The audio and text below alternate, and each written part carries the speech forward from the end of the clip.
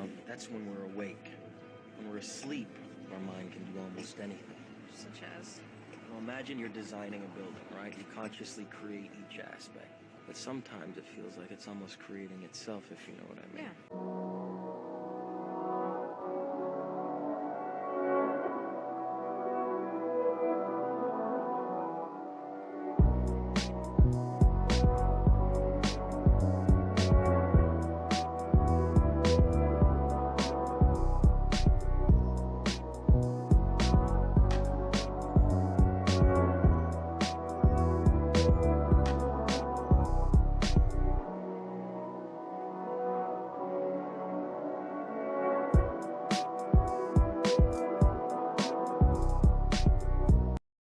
Now, in a dream, our mind continuously does this. We create and perceive our world simultaneously, and our mind does this so well that we don't even know what's happening.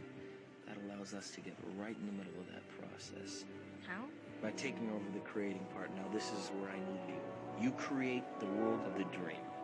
We bring the subject into that dream, and they fill it with their subconscious.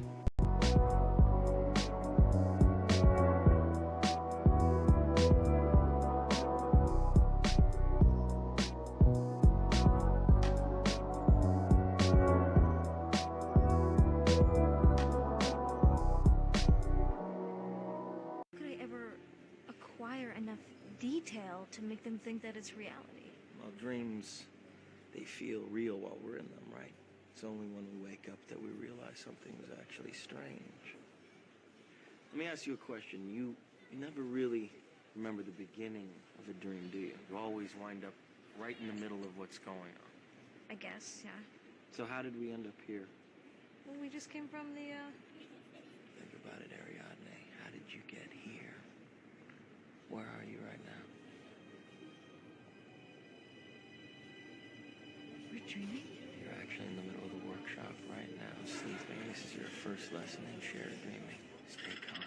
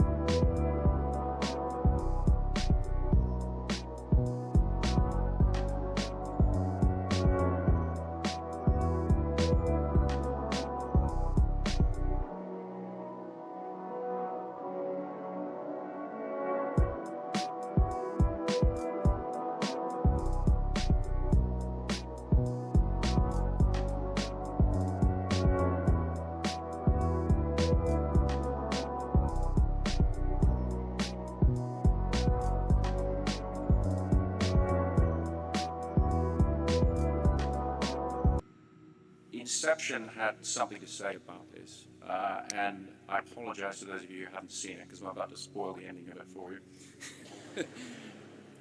But at the end of the film, there's a spinning top that's spinning, and if it falls or doesn't fall is the key idea. Is it a dream? Is it reality?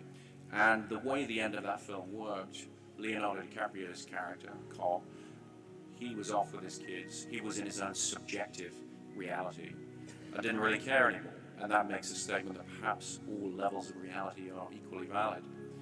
The camera moves over to the spinning top, and just before the spinning top appears to be wobbling, there's a cut to black. And I skip out of the back of the theatre before people catch me. And there's a very, very strong reaction from the audience, usually a bit of a groan, but the point is, objectively, it matters to the audience in absolute terms, even though what they're watching is a fiction, it's its own virtual reality. But the question of whether that's a dream or whether it's real is the one I've been asked the most about any of the films I've made. It matters to people enormously, and that's the point about reality. Reality matters. it's time for something of a reframing, and it's something that your generation could do that my generation can't. We are firmly embedded in the belief that we have changed the world in all kinds of incredible ways, and we have all kinds of ways of selling this to you, and we use fancy words like disruption, which is essentially a form of sort of economic nihilism, whereby you judge the value of a company by how much you can stop other companies making money rather than what they actually make themselves. That's there for those of you going into finance, by the way, just trying to lay a little groundwork there. And we use words, slippery words, like algorithm. Okay, now if you hear someone use the word algorithm and they're not a mathematics professor or a computer scientist, they're probably trying to obscure what it is they actually do, what their company does. At the very least, they're trying to evade any responsibility for what it is that their company does or what it actually does. Oscar Wilde once said, "The old believe everything, the middle-aged suspect everything, the young know everything." You do know everything. I'm clearly in my suspicious phase, and I'd love to impart some of that to you because I think there's an enormous amount of work to be done. And in the great tradition of these speeches, I don't have to tell you how to do it, I just have to tell you that it's your problem now. And in the great tradition of these speeches, generally what happens is the speaker says something along the lines of, you need to chase your dreams. But I'm not going to say that because I don't believe it. I don't want you to chase your dreams, I want you to chase your reality. And I want you to understand that you chase your reality not at the expense of your dreams, but as the foundation of your dreams. It's very, very important that you take the elevated position that you have achieved over these 4 years, the advantages that this fantastic education has conferred on you, and you do everything you can with it to improve the world, to improve reality.